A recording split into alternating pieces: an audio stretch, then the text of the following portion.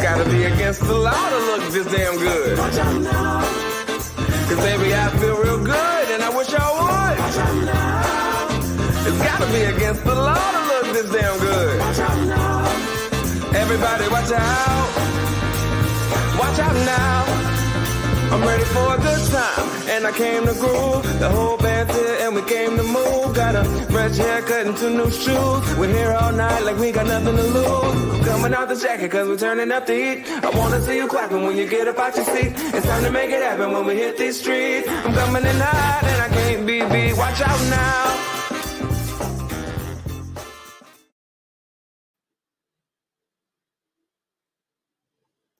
Hello. Good evening. Hello world. What's going on? We are here. We are back for another episode of Chuck Levin's Live. This is episode 24, and I gotta say, I'm super excited for this episode. I'm usually the guy you see behind the scenes, doing chats and chatting with people. So I wanted to introduce myself. My name's Tom Garrington. I was featured all the way back on episode 2. It's been a while, but I wanted to say hello. Our guy, Adam Levin, who usually hosts the show, is having some technical difficulties right now with his microphone, but he plans on stopping in later, but the show must go on. So episode 24, I want to introduce our guest, Rolf Wöhrmann. He's coming to you all the way from Germany to talk about the Waldorf Iridium. And we're super excited because this is a fantastic synthesizer that we frankly haven't been able to keep in stock because it's just been selling off the shelves as soon as it comes in. So, I wanted to introduce Miles here. Miles, how you doing today? How are you guys doing this evening? Looks like we're going to definitely have a lot of fun with this one. Rolf is a very, great guy. We've gotten to speak with him a little bit in, the rehearsals to get ready for this. And it seems like, he has a lot to tell us about the intricacies of the Waldorf Iridium. And now this is going to be a little different from, having a bunch of sounds being played. We're going to be kind of delving into the history of Waldorf and where they've come from to get to having this piece, the Iridium. And Rolf Wöhrmann will be able to kind of take us through a little history and journey through how he developed this amazing piece. Yeah, absolutely. I mean, there's plenty of places you can go online to hear this, and we definitely encourage you to head over to Waldorf's website and check out some product demos. But in the meantime, we wanted to give you guys an inside look at how this synth was created, and Rolf is absolutely the guy to be able to do that. So I would say, without further ado, let's welcome the guest of honor, Rolf Wöhrmann. Hi. Hey, Rolf. Hello. Hi. Thanks for having me here, and big thanks for all the nice introduction. So it's great. Absolutely. Yeah. Yeah, we're excited to have you here for sure. So your title with Waldorf is, I remember you saying you are the CTO. Is that correct? Yeah. I mean, I'm more or less responsible for the product development. Mm-hmm. I'm doing everything except sales and stuff like this. So we talk about in the team about what would be the next products. Then we think how can we realize them, what are the designs, what we want to do, and then we build prototypes, develop the firmware, testing the things, and up to the point when it goes into production. And yeah, and doing talks like this, explaining the instrument. So that's what we do in a team. And the latest product, as you mentioned, is Iridium, which we just recently released. Yeah, and it's been really hard for us to keep these in stock. Every single one of them that's come in has kind of been pre-sold a month or two prior to even landing in our store, and that's the kind of thing we love to see. You know, as a product, as something that we physically can't keep hold of, is what is the things that we look most for in as a salesperson and someone that is constantly studying these different types of synthesizers and keyboards and trying to keep up on what's the hot new thing. And you guys really seem to have hit an excellent market that kind of gets overlooked sometimes outside of like giant $5,000-$6,000 synthesizers to aim at that $2,000-$2,500 price point and give it a whole bunch of functionality at that price is phenomenal. Can you tell us a little bit about what brought you to make the Iridium? Yes, the Iridium, it's certainly a child of the Waldorf Quantum.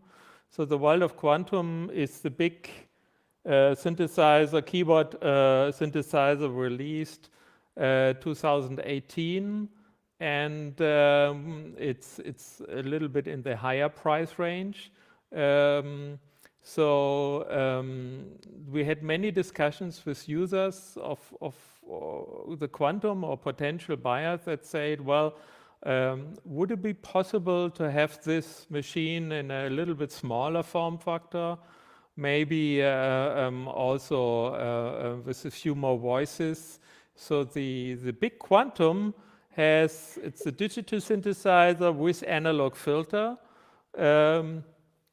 So we said, well, okay, if we have to go smaller, maybe we can replace the analog filters with digital filters. So there were many requests in this area, and we had many talks with people at NAMM shows and with customers here at the Berlin Super Booth.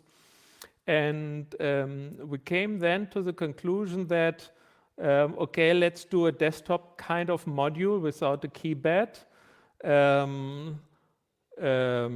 Then skip the analog filters in order to get into the smaller form factor, but then increase the number of voices to 16. And that was the concept of the Iridium.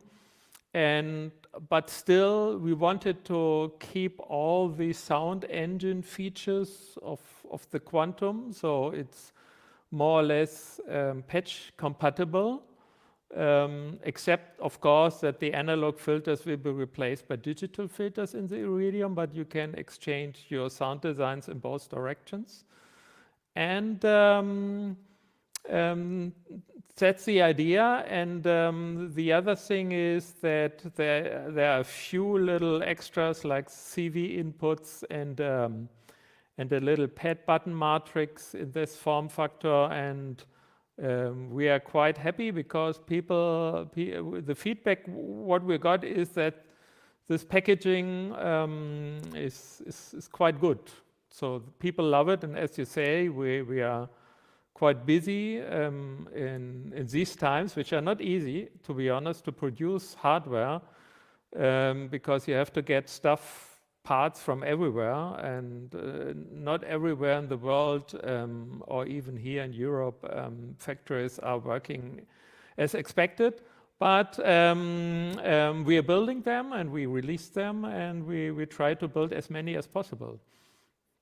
Yeah, I really love the idea of having hardware sound modules. It's kind of a thing that was, hugely popular in the early 2000s. We saw Atom for a half second. That didn't work out so well. But then the process of computers and how quickly they got better, and people were leaning towards software. That's where a lot of the things went. But it's really nice to physically hold something that is making all of this sound design, even if it's digital or analog, doesn't matter there. But to have a unit that you can just toss in your car and it has 300 of your favorite sounds that you could set up, anywhere and just pull them out, out of the hat, it's phenomenal. Not having to worry about computer processing, so many variables that can go wrong, that get eliminated through just having really high quality sound modules. And it's good to see, companies still pushing that idea of not needing a whole keyboard, but, having a very powerful sound system that can essentially fit in a little tote bag. Right, and there's a big trend that people want to get out of the box. They want to have, as you said, physical instruments again and not working in the computer. Still working in the box in the computer with plugins. We do plugins too. Is perfectly fine, but there's an alternative way now to do it. As the hardware modules now, when hardware synthesizers become as powerful as software plugins. So for some time there was a gap such that we had enormous flexible and complex software synthesizers as plugins.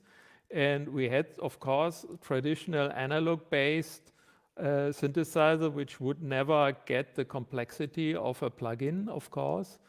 But now with Quantum and Iridium, with the touch screen, and with the really powerful digital engine inside, now there's a way to get the sonic complexity, to get the flexibility of sound design outside of the computer in your studio environment or in a performance environment.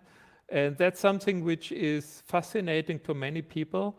And I spoke with many producers also. They try to step a little bit away from the DAW. Still, you need something to record your tracks, of course, but it's much more happening now in the studio and on the performance stage in external devices, be it with a keyboard or without a keypad.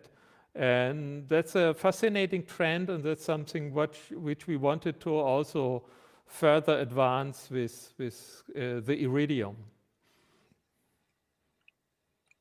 That was excellent. Now I do see that one or two people are asking in comments if there was any hints or anything towards a 3.0 update. If you don't have any information on that, that's perfectly fine. I just wanted to. I can have a quick comment because we, at least informally, announced there will be a 3.0 update, first for the Quantum, in order to get all the digital filter capabilities of the Iridium to the Quantum, such that you can load sound designs you made in the Iridium to the Quantum. The other way also works, as I explained before.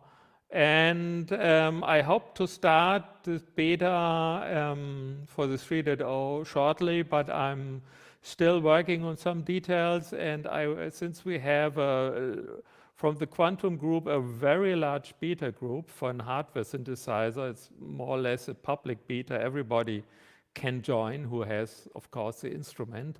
And so it's a big group, and before starting the beta, I want to make sure that it has at least some initial quality.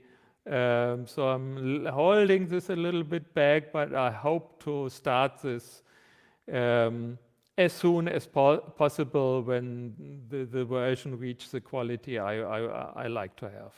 Okay, thank you, Rolf. Wow. Hey! Oh, I'm in. Chuck Levin's live. I'm a little bit late. Sorry, everybody. But I'm here to announce that we have a giveaway. Rolf, good to see you. Hi. Hi. Miles, thanks for carrying this. World, I'm here, and I'm here to give away cool stuff. Waldorf is helping us give away a Streichfett, one of their string synths, an awesome. Did I say that right, Rolf? How do I say that? Give me the right way to say it. That's super hard to pronounce. It is Streichfett.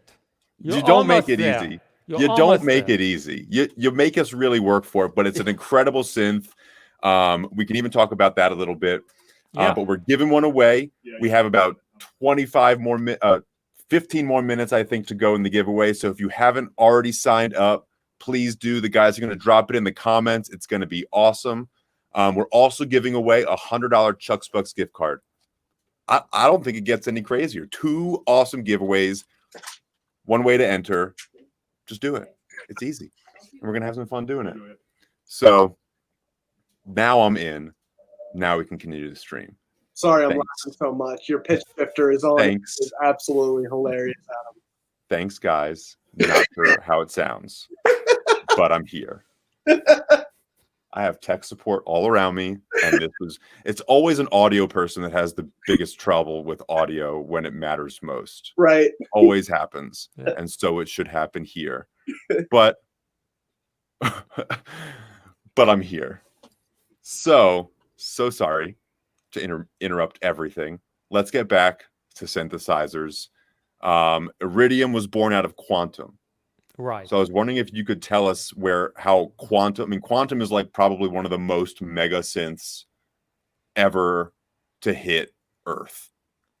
And so I'm wondering if you could tell us a little bit about how that came to be and kind of the design behind Quantum, because that obviously lends itself towards Iridium and what we're seeing and what we're talking about today.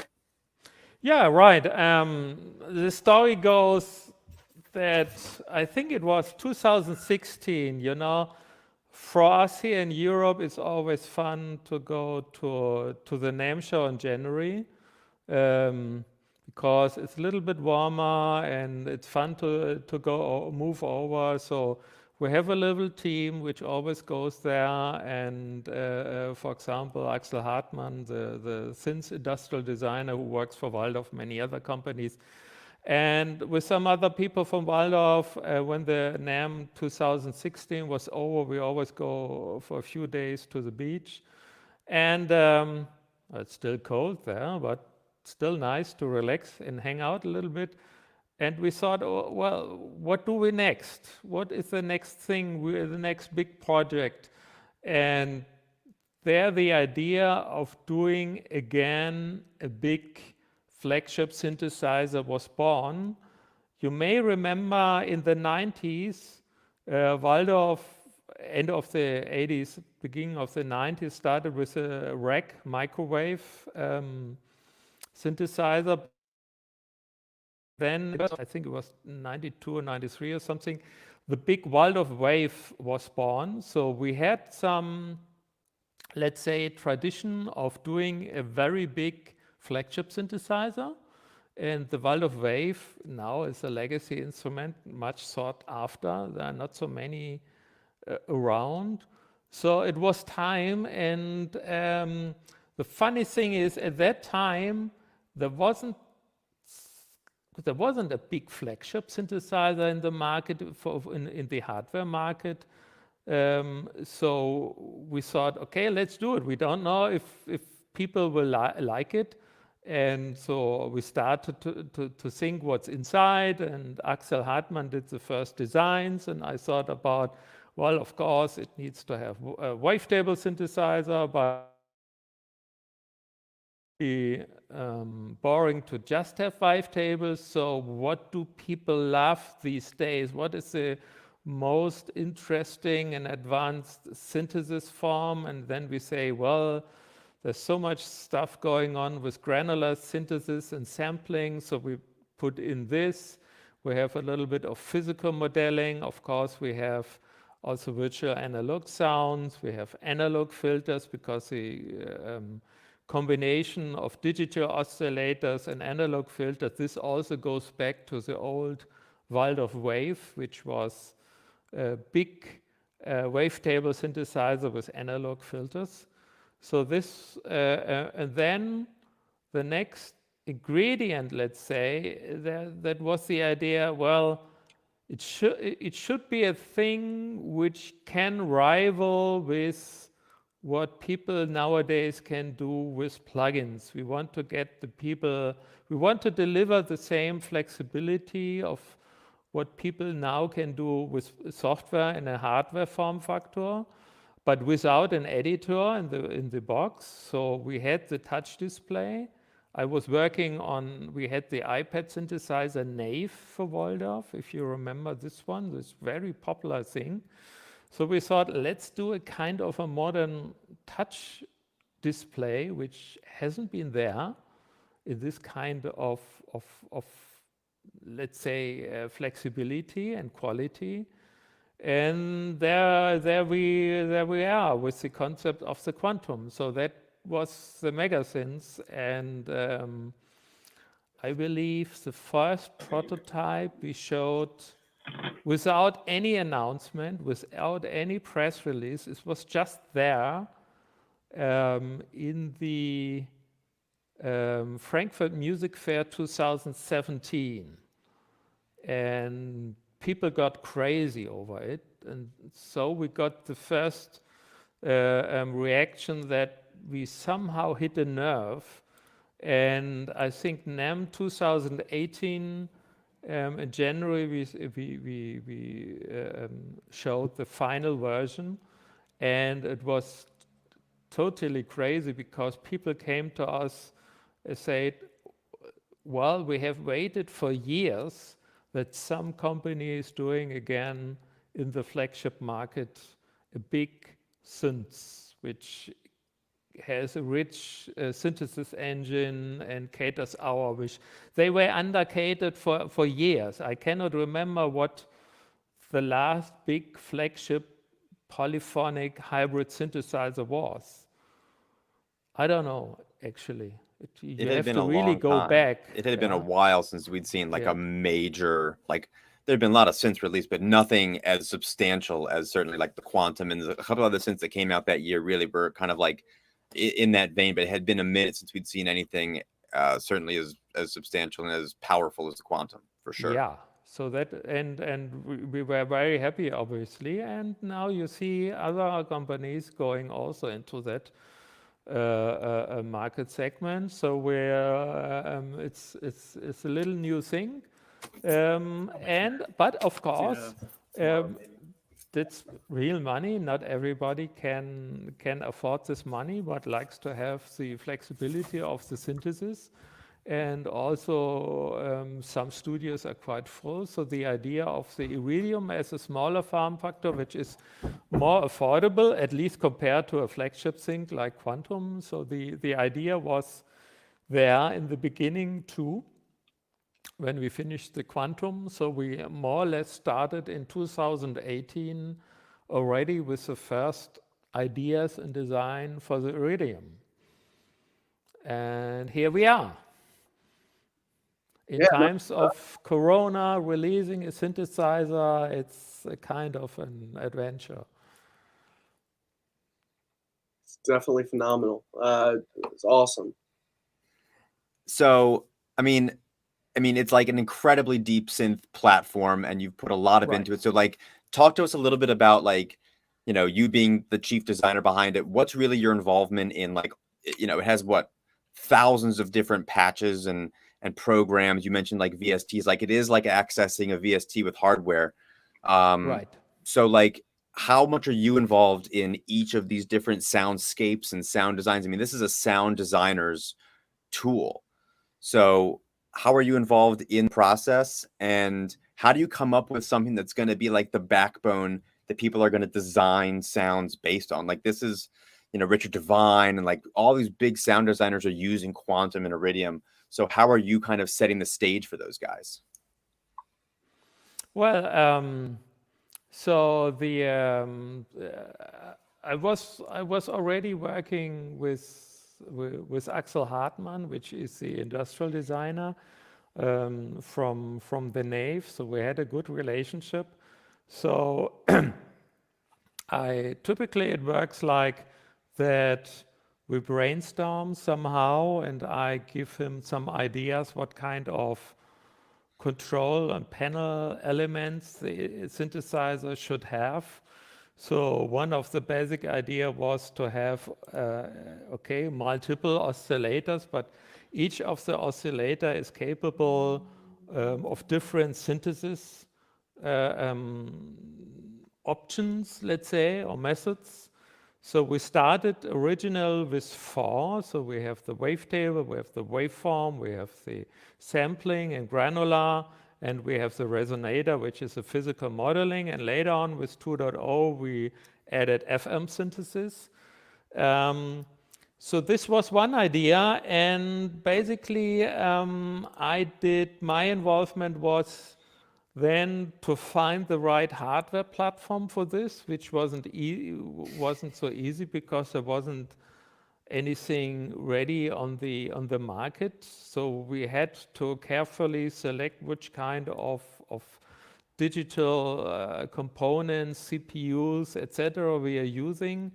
Then the next step was that we found out there is nothing like an operating system ready which we could use for that kind of thing, because what you have in your PC, like Windows and Macintosh, is not really workable in a keyboard instrument because you need really super low latency, which is different than if you have a master keyboard connected to your PC. Of course, you can tweak the latency, and then you are somehow happy. But if you have a keyboard instrument as a musician's instrument, you just want to switch it on, hit a key, and then the sound should be there. So low latency was a big thing. And then we found out there's nothing available in terms of software operating system. So basically, we wrote it our own. Then I wrote the DSP stuff. I designed the PCB boards of the main boards. And then we built everything together and started to develop further the thing. This was quite a process. I mean, developing a thing like quantum iridium, well, you have a plan, but then you have many obstacles. You get frustrated. You get in a crisis. You question yourself. You are not sure if it's really going that way. And then you found out you have to make a 180-degree turn, and then you are frightened to do that turn, but we did it, and we arrived 2 years later at NAMM 2018 with a ready instrument. So it was quite a journey, and I'm deeply involved in most of the concepts and part of the things. The other thing is, you mentioned Richard Devine and some other sound designers. Many of them I had already contacts from Nave, from the Nave iPad plugin, because this was a very popular and still is iPad synth from Waldorf, and Richard Devine also made for Nave 100 sounds, factory sounds. And I got in contact with people like Howard Scar, and BT was doing sounds for Quantum. So there was a fruitful exchange, and they came back with suggestions and inspirations, or some stuff I could put into the machine, which goes back to this communication exchanges. And it's for me personally, it's inspiring. I'm learning so much talking to musicians and getting and try to see what kind of ideas I get from them and can put into the instrument. That's excellent. I have before you ask the next question, Miles, real quick, Yeah. guys, everyone watching, gals and girls, and get men and synthesis nuts and everyone else out there, we only got a couple more minutes in this giveaway. 2 giveaways. I'll let Rolf tell you the name of the synth again because I'm a butcher. It's Streichfett. That synth, that awesome string synth module from Waldorf. We're giving one away, and a $100 Chuck's Bus gift card. 2 winners. We're going to announce them at the end of the stream. You have a few more minutes to enter, so check the comments. It's in there. The guys will let you know how to enter. They'll pop it in the comments. Don't miss out. Now we can get back to some questions. Miles, you had a question. So the question I have for you is, I've been wanting to hear the excellence of this thing, with my own 2 ears. Since we haven't gotten one in, I have the person, the man, the myth, the legend behind it. What patches should I go look at to really just blow my mind once I'm able to actually plug this in and hear it? Because that's what I'm interested in, sound. So what we do is, I think we have over 1,000 factory patches. So this takes a while to step through them. So what we typically do is that the first 100 slots, the first 100 patches is a kind of a highlight cross-section through all the patches. So if you run through the first 100 patches, then find out which one you like. You see also the sound designer. Then you can deep dive later into the sound banks of that particular sound designers. Some, if you like the Howard Scar stuff, if you like some other stuff from Richard Devine and others, that's a good entry. So just skip through the first 100 and see what you like, and then go further from there into the respective banks. I think it's the best method to start and to explore the instrument. Cool. And so when you were talking about the design, you said there were some moments when you're like, man, I don't know if anyone's going to like this, or you made some 180s. Like what's one of those things that ended up in Quantum and Iridium that you were just like not sure was going to be like a home run and ended up actually making it into the synth? Well, there are some surprises because a complex synth like Quantum and Iridium, there are so many little things and features you are not sure which one are the liked most. For example, I mentioned that we started with the 4, later 5 synthesis models each oscillator can have. And so we have the wavetable, and then we have the granular synths. And I thought, well, it's nice to have this fancy granular stuff going on, and essentially granular somehow is based on sampling. You just need a little sampling engine in order to do granular, and then move further to the granular stuff.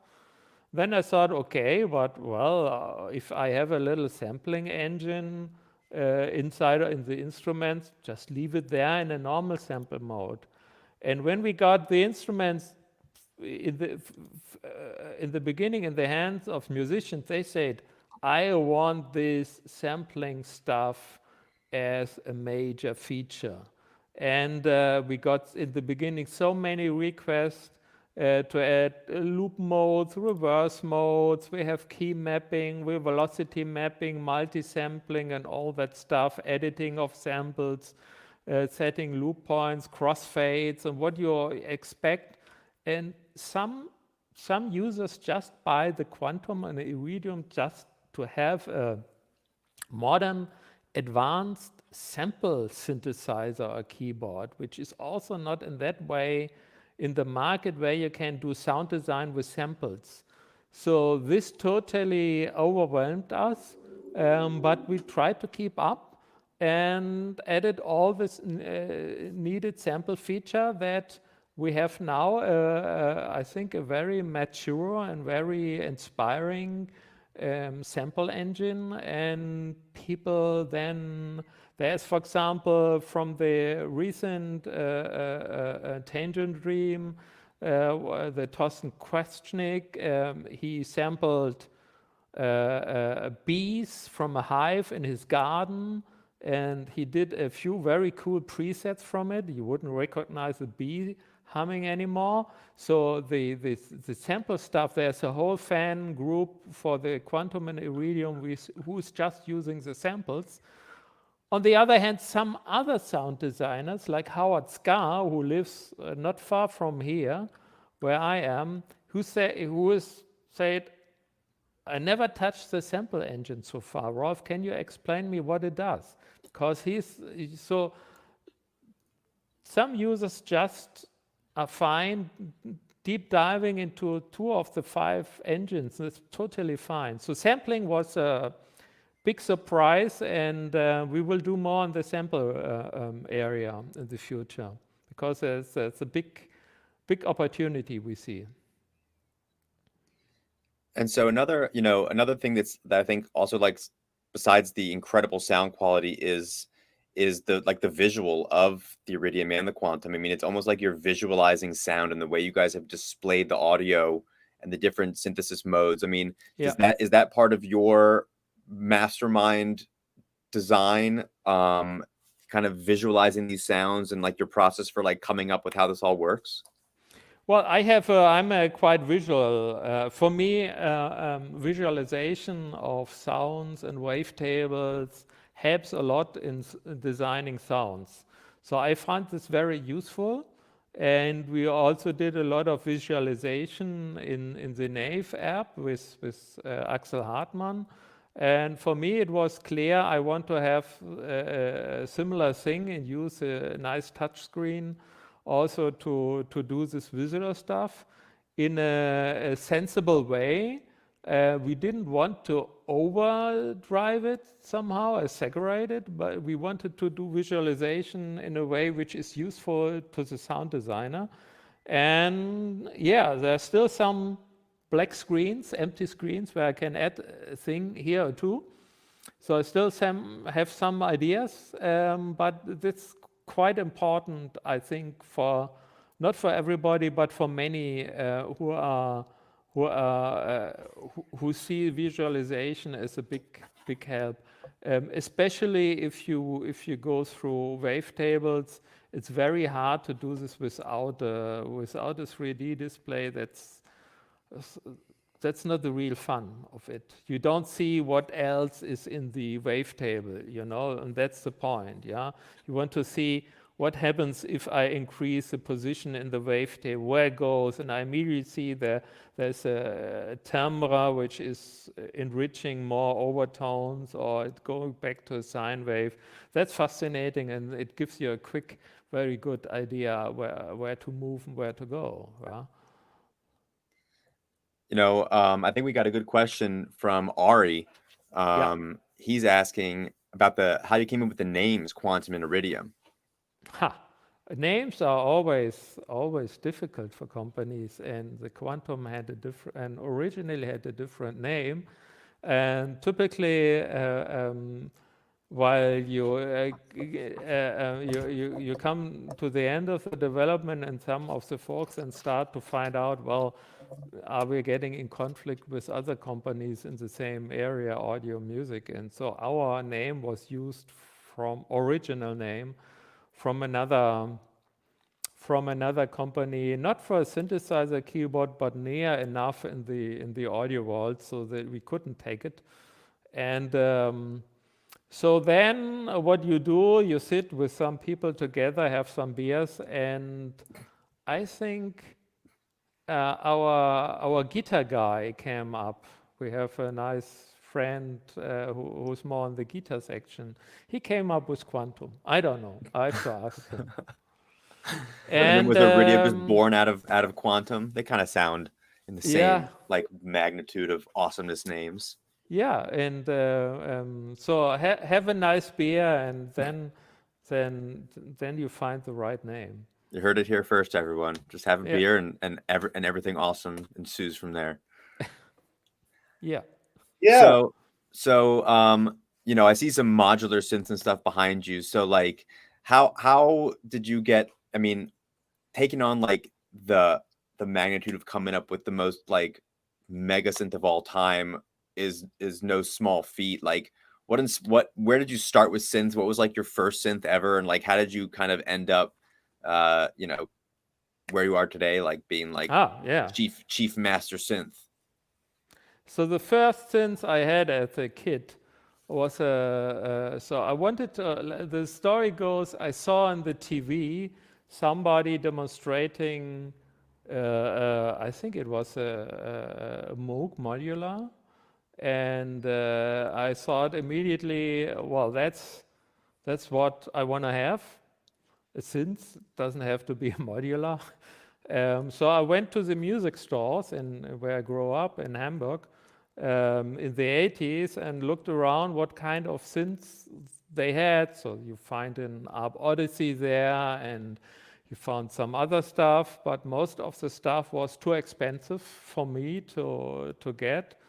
So I asked my parents, I want to have that thing, and I'm not sure. So we went to a store, and we came out of the store with a Yamaha CS5.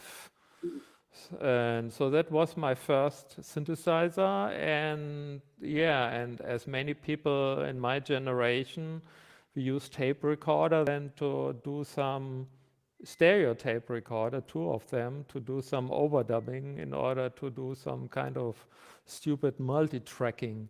So, but in the years after, so my backdrop here of instruments changed a lot.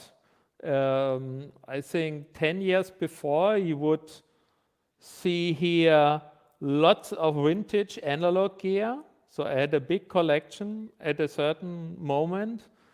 And then for various reasons, I got rid of the traditional legacy stuff. Then you saw a lot of modular racks. I had a lot of modular racks, but also this somehow decreased again, but still there is some modular still there. And now you cannot see it from my position here.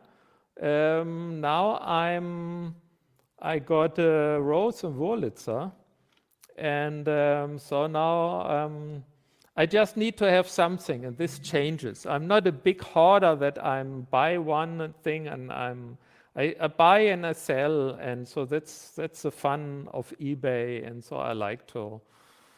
And this also gives, of course, gives some experience to me to listen to the classics. So I had an EMS Synthi, I had all the Korg MS 20, 10, 5, whatever. I had the Moog stuff, the Mini Moog. I had Prophets, the Roland 100 amps modular. I had a Korg PS 3200, so all the stuff comes, stays for a while, and then moves on. So this gives me a good inspiration about how a synthesizer could sound, and so because instruments like quantum and iridium are forward-looking instruments, they're futuristic instruments in a sense, but they are also honoring and going back, of course, to the big tradition of synthesizers, be it from Waldorf beginnings of the microwave, but of course, be it to all the big names and brands in the history from the 70s and 80s and 90s and so on and so forth. I have another question for you. Yeah. You were talking about, the things that have been in your studio for the last 20, 30 years. It was another question that Ari brought up to us earlier, but I wanted to hold it off to the end. Yeah. She asked, what are your top 5 favorite synths of all time? Oh. Do you know an idea? Yeah. Have an idea? So, and 1 second. Sorry about that. I'm sorry about that. Todd Berman asked the question. Yeah. My knowledge was I'm trying to do multiple things at once, but continue. That was my fault. No problem. So I can, of course, when I sell stuff, I immediately regret it because that's what you do. And of course, the classic, I found a Mini Moog from the sound, but also from the form factor, for modern taste, oversized knobs. And it's a fantastic playable and sound instrument. For the polyphonic analog synthesizer, my favorite sound is very specific. That's the very early Prophet 5 Rev 2 with the SSM filters. Not the later, the more common ones, the Curtis ones, I don't like. It's just my personal taste. But the SSM filters of the Rev 2, I had one here, Prophet 5 Rev 2. That was just the best melting analog polyphonic sound. I never got back in no analog polyphonic synths till then. So these two, of course, an EMS Synthi is an iconic and great design, and of course an ARP 2600. So that would be the 4 vintage synthesizers I would, in the analog realm, I would like to have back. So when it comes to, oh, sorry, go ahead, Miles. I was just saying, what a powerful list. Prophet 5 V2, ARP 2600, my goodness. EMS, very powerful list. Yeah. Sense. So I'm looking at pictures of the Iridium, and you have, not only does it create sounds, but you have audio ins and outs, or audio ins, and CV outs. So it's not just its own synth, but this can be like the brain behind a massive synth collection, can kind of bring it all together. Mm-hmm. So could you talk a little bit about like the audio processing that the Iridium can do? I mean, you mentioned granular synthesis. I'm more familiar with that, using it with like some modular synth. That was my first exposure to granular synthesis, using something like the Mutable Instruments Clouds or something along those lines. Yeah. So like, is Iridium just like that on steroids, and is just going to be able to take sound and shape it and modulate it and mutate it in every which way possible? Right. So you have all the so we have audio in, stereo audio ins, and of course there's a little audio recorder. If you want to do some sampling, you can do it. There's also a little audio file editor to cut your samples, you record it. You can also, in a more traditional way, feed the audio into the effects chain before, after the filter, etc., etc. But as you say, the most interesting thing is you can feed this into an oscillator as the source for the granular engine, so you can do some live granular things. And this in a polyphonic way. So you can start with a simple sawtooth analog oscillator, have a steady tone, feed it into the Iridium or Quantum and into the granular mode, and then play it polyphonically, and then change the timbre in the analog input of your analog synthesizer or modules you're using in, and then you can still play this polyphonically, and then you can experiment with loops, with rhythmic structures. So this is a very nice feature, and you can get this deeply integrated into a modular setup, but also in a tabletop setup. So you see now many people having all this kind of drum machines in their tabletop setup and other little desktop synths, and you can hook them together and feed the Iridium with it. And of course, the Iridium can also receive CV, so you can modulate it from your CV module stuff, doing CV-based sync and things. So you can really be, as you described, your heart and brain of a more complex setup, and that's really big fun to play around with. For sure. Yeah, we're gonna have to hook that up to our modular setup over here and like really get wild with it, because this thing's crazy. Fun. And also the nice thing is that from the workflow perspective, the Iridium and Quantum can record themselves. So let's assume you feed some interesting audio into the granular engine, and then you get a nice sound and texture. then the Iridium sample this and save it, and then use these as samples when you, for example, away from your modular setup. Yeah, that's something that's always like you tweak and you find that sound, and then Yep. you're like, that right there sounds good, but then it evolves and disappears into something else. So wild feature to have in the synth to be able to capture that and then really mutate that from there. Yeah, and play it as a normal sample instrument then. Is that something that you have to trigger the start of, or is it something that while you're messing around with the sound, you're like, oh, I really like that last 30 seconds? Is there some sort of tape, or is it just you have to press record? At the moment, you have to press record, but it's a good idea to have something like an always-on recording mode where you have the last 30 seconds or 60 seconds. Good job, Miles. That's one thing. We have another user feature request to have the Quantum Iridium as an auto sampler. Oh. Because it has MIDI out, and maybe you have some interesting analog gear, and then you just auto sample that instrument. This is not implemented yet, but it's a very interesting feature now. Yeah, for sure. It's very cool that it's powerful enough platform that you can continue to develop like crazy, great ideas like that and just build on the platform because it's already a monstrous machine. Yeah.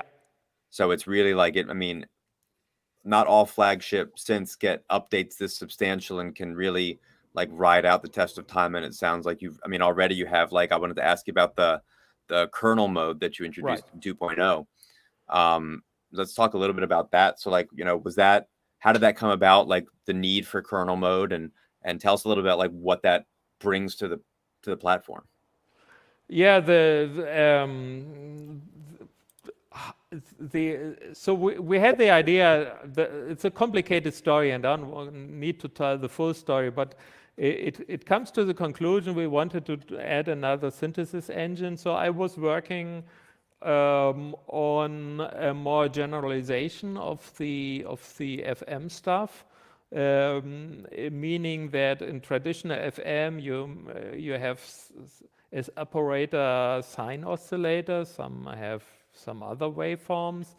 So I thought, let's say, what if you have wavetable oscillators as the operators in a FM structure? So we have each of the Iridium and quantum oscillator. Each of the oscillator could be a 6-operator kernel having essentially 6 different wavetable sub-oscillator or operators or kernels, however you want to call it, each with its own individual envelope. Each can FM each other. So I could do classic FM patches. I could even read classic DX7 sysx files. And but I also could use just 6 different wavetables detuned in some intervals within a single oscillator of a Iridium or quantum. So it's a kind of a synthesizer itself in an oscillator. So that was a little side project, and then we put it into the quantum and Iridium, and it turns out to be very popular. And then a guy came, when we showed to some people, a guy said to me, well, FM is always so complicated to program as a sound designer. Only experts can do it. And that's true, because it's not so intuitive like subtractive synthesizer. And he had the idea, what if we have a kind of a macro level above a simplified structure? So the idea then we got is we have for each oscillator the 5 potentiometers which are defining the main sound. And so we said, can we reduce an FM algorithm to 5 meaningful parameters and then declare this as a template? So in the Iridium quantum, in the kernel mode, instead of deep diving into the operator stuff, which you can do, of course, you can just select from, I think we have 17 or 20 templates, and then use these templates with 5 individual meaningful timbral parameters, and just use this as sound design. And even with these templates, you have a whole world of sonic capabilities without knowing about FM synthesis. So this is an easy way, a very intuitive way to program actually, or sound design FM-based patches without knowing what FM really is doing. That's phenomenal. And a way to interact with them in ways that in most synths you'd only have a couple knobs or a couple ways to kind of modulate the sound. But with this, you can literally dive in and just completely make it your own. Does it also mean that it can kind of like, does it do like generative patches where it can kind of like live on its own and kind of continue to evolve as it's creating sounds? Yes. So the quantum iridium is also in the segment of generative music and also ambient music, very popular. And in the iridium we have this button matrix. So there is of course we have the step sequencer arpeggiator, but there's a new thing which is a kind of a Cartesian sequencer mode, from some modular stuff. Mm-hmm. So it's a sequencer which can run in XY direction through the buttons, and you can also program not only notes, you can program chords and have for each of the button and have random walks through it. So it has some generative functionalities, and this is also, of course, an area where we could imagine to have more features. So we have many requests in that kind of sequencer, autoplay modes, because we have also 2 layers. So it's dual timbral, and each of the layer can have its own sequencer style, and then people start to run different sequences in the both layers and get more complex stuff. It pretty much gets quickly very complex and very, very rich, and you can lose yourself in it, but it's for some people that's the way to go, and we try to cater them with some new features. That's awesome. So, how do you, like, I guess to close it up, like what comes next? I mean, it's already a monstrous synth. Yeah. Are you constantly just trying to think about ways to take the platform to the next level, or how are you kind of imagining what comes next? It already sounds like you've really thought about all these incredibly deep ways to navigate this. How do you come up with what comes next? So we have a huge feature request list from users, and so we have many good inspirations. We have our own ideas and visions, but we have also many input, and we have a commitment that we still want to further develop the system, the quantum and the iridium, because they share the same platform. And this platform is not just made for 1 or 2 instruments. That's a platform which lives longer than just for these 2 instruments. But it's not only about adding more features, it's about also streamlining some workflows. So we have some input from people how to make the workflow even better and even faster. And there are some good hints.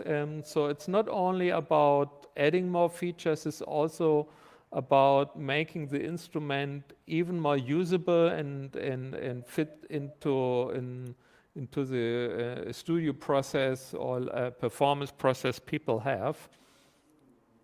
So that's also a thing we are very interested in. We had a good question from one of our viewers, Gessler. He's asking about, is the Iridium and the Quantum going to support MPE? Yes, it's on our list. It's not yet supported, and it's our list to do that. There's because there is also a nice feature on both instruments, and even more important for the Iridium, because the Iridium has no keypad.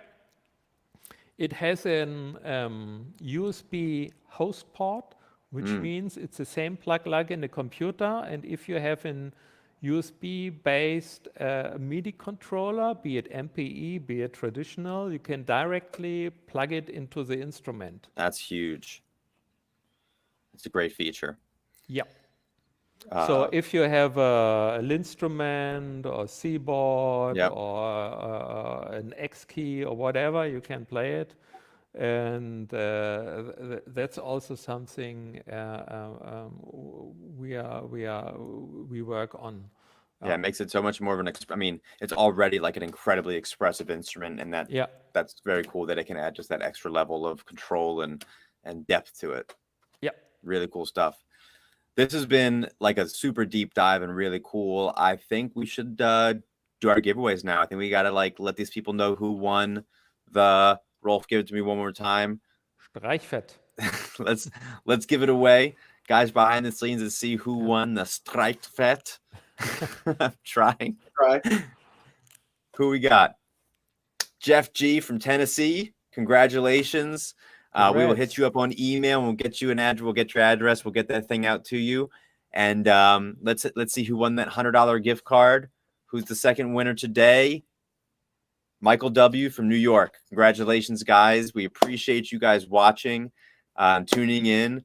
Rolf, all the way from Germany. We appreciate you diving into this with us. I'm sure we could have gone for hours more. I mean, this is an incredibly deep synth, and if we ever get one in the store that's not pre-sold, we can't wait to rip into it and dive in, because it sounds monumental. Also, for taking the time out of your night. We see this at 12 midnight, and it's after 1 a.m. now. So thank you for staying up with us for sure. Yeah, thank you. It was a pleasure. Thanks for having me.